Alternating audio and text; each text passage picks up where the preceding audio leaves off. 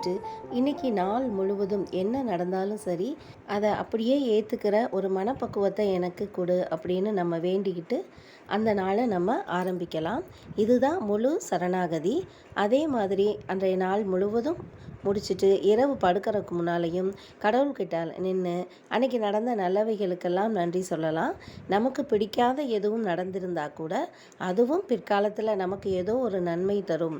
அப்படிப்பட்ட விஷயங்களை தான் கடவுள் நம் வாழ்க்கையில் அனுமதிப்பார் அப்படிங்கிற ஒரு நம்பிக்கையோடு நாம் சில விஷயங்களை நம்ம வாழ்க்கையில் அனுமதிக்கும் போது கண்டிப்பான அதற்கான தீர்வுகளும் கூட நமக்கு எளிதாக கிடைக்கும்.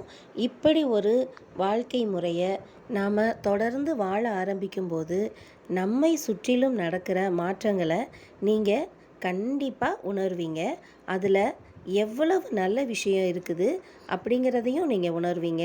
நம்மை சுற்றி நடக்கும் மாற்றங்களை நீங்கள் அனுபவபூர்வமாக உணரும்போது தான் இறை சக்தியோட வழிகாட்டுதல் நம்மளை எப்படி நல்லா வைக்கும் அப்படிங்கிறத புரிஞ்சுக்க முடியும்.